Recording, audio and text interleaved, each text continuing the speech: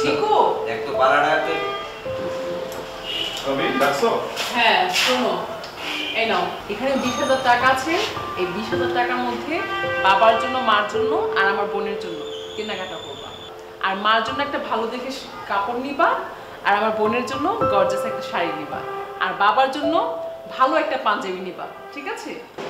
ভাবি আব্বার জন্য একটা পাঞ্জাবি কিনবো। কি বললা তুমি? তোমার বাবার জন্য কেন আবার এখন পাঞ্জাবি কিনতে হবে? আমি না বুঝি না। আমার বাবা মার জন্য কিছু কিনতে বললেই তোমাদেরও কিনতে হবে। কেন এরকম কেন করো তোমরা, বলো তো? আসলে এটা তো ঠিক না। আমার বাবা কেনই বলে? আচ্ছা ভালো কথা, তোমার বাবা মা এতদিন পরে এসেছে, তুমি মাত্র 20,000 টাকা দিচ্ছ। আল্লাহ, 20,000 টাকা কি শপিং হয় বলো? তোমার কাছে আর 50,000 টাকা ছিল, পুরোটাই দিয়ে দিতে। 20,000 টাকার জন্য যখন অনুমতির দরকার হয়নি, তখন 50,000 টাকার জন্য অনুমতির দরকার ছিল, পুরোটাই দিয়ে দিতে। এতদিন পর আমার এই যে শালিটাও এসেছে, তারপরে আমার শ্বশুর শাশুড়ি এসেছে, তো ওনাদেরকে ভালো ভালো জিনিস দিতে হবে না? আর সবচেয়ে বড় কথা হলো, আমি সারাদিন অফিসে গাধার মতো খেটে একটা টাকা রোজগার করতে পারি না, তুমি বাসায় বসে বসে হাজার হাজার টাকা ইনকাম করো। তুমি তোমার বাবা মাকে কিনে না দিলে আমার বাবাকে কিনে দেবে? মানে এই জিনিসটা তো আসলে সাধারণ বিষয়, তাই না? কি বলেন বাবা, ঠিক না? তুমি সারাদিন এত কষ্ট করে বাসায় বসে বসে এত টাকা ইনকাম করে, আর আমি সারাদিন অফিসে গিয়ে এত খাটাখাটনি করি, তারপর আমি 3 টাকা ইনকাম করে আনতে পারি না। তো আপনাকে, আম্মাকে বা ওকে কিনে না দিয়ে কি আমার বাবাকে কিনে দেবে? কি বলিস জিগু? খুবই ভালো কথা, 20,000 টাকা দিয়েছো। তবে আমার অনুরোধ থাকবে, তুমি 20,000 সাথে আরো 30,000 টাকা যেটা তোমার কাছে ছিল, পুরোটা দিয়ে ওনাদেরকে দাও। কারণ একটা শাড়ি কিনতে গেলে 10,000 টাকা লাগে, তারপর বাবার জন্য পাঞ্জাবি কিনতে গেলে মিনিমাম 10,000 টাকা লাগবে। আর তোমার বোন তো যে শাড়ি পরে, মাশাআল্লাহ, ওর জন্য যদি 20,000 টাকা দামে শাড়ি না হয়, মনে করো ওর পরবেই না, ওর গায়ে তো মানাবেই না, তাই না? আমার বাবা তো মনে করো যে কখনো 2,000 টাকা দিয়ে পাঞ্জাবি পরে নেই, ওনার জন্য আর পাঞ্জাবি কি দরকার? আর কত সুন্দর পাঞ্জাবি পরে আছে। আর তুই কি বলিস জিগু? তোর কি লজ্জা শরম নাই? হ্যাঁ, আমার টাকা যে বাবাকে পাঞ্জাবি কিনে দিব, বাবার টাকায় পাঞ্জাবি কিনে দিব, লজ্জা লাগে না? তোকে এই শিক্ষা দিয়েছে?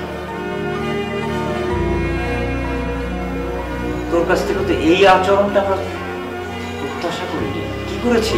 এই বাবা আর শ্বশুর, এই দুইজনের ভিতরে কোন পার্থক্য আছে? তুই কি করলি? তোর বাড়িতে বেড়াতে এসেছি, আমাদেরকে খুশি করার জন্য তুই কাপড় চোপড় কিনে দিচ্ছিস। সেই কাপড় চোপড় কেনার জন্য যে টাকাটা দিচ্ছিস তোর দেওরকে, সেই টাকাটা তো তোর স্বামীর কাছ থেকে অনুমতি নিয়ে আনতে হয়। তুই তো সেই অনুমতিটাও নিসনি। আর তোর শ্বশুরকে একটা পাঞ্জাবি দিলে কি হয়? কি হতোটা কি তোর? এই শিক্ষা তো তোকে আমি দেইনি। হ্যাঁ, দিন দিন জানোয়ার হয়ে গিয়েছিস। বাবা, ও তোমার স্ত্রী, তুমি ওকে যখন খুশি যেভাবে তুমি শাসন করবে, আমার মনে হয়েছিল যে তুমি ওকে শাসন করবে, সঠিক শিক্ষা শিখতে করবে, আদব কায়দা শিখাবে। তুমি বোধহয় এগুলো শিখাওনি বাবা। তাহলে ও আমার সামনে, ওর মায়ের সামনে, ওর শ্বশুরের সামনে ও যে আচরণগুলো করলো, আমার মন চাচ্ছিল কি জানো বাবা, এক্ষুনি গলার টিপে ওর মেরে ফেলি। ওকে জন্ম দেয় ভুল হয়েছে। আমার লজ্জায় মাথা হেট করছে। মনে হচ্ছে মাফি বাড়িতে থেকে অপমান অপদস্থ। হ্যাঁ, আমার ঘৃণা লাগছে তোকে মেয়ে বলে পরিচয় দিতে, রীতিমতো ঘৃণা লাগছে। মাপটা এক্ষুনি, তার মানে কিন্তু বাড়ি ছেড়ে বেরিয়ে দেবো। মাপটা।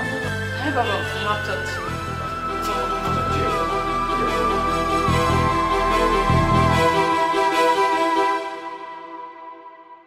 শোনো বাবা, আমি ওকে চট থাপ্পড়ে এক্ষুনি দিতে পারতাম, দেইনি, কারণ এখন আইনত সে তোমার স্ত্রী। ওকে মারার অধিকার তোমার আছে। তুমি ওকে যে কোনোভাবে শাস্তি দাও, যে কোনো কঠিন সিদ্ধান্ত নিতে চাও নাও, আমি দরকার হলে সাক্ষী দেব। ঠিক আছে বাবা, আপনি যা বলেছেন আমি তাই করব। কোনো অবস্থাতে যেন আমার বাড়িতে না যায়। তুই কোনো ফোনও দিবি না, আমাদের কোনো যোগাযোগ রাখবি।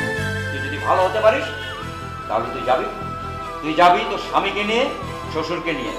কথাটা জানো মনে, এই মেয়ে আমার দরকার নেই। বাবা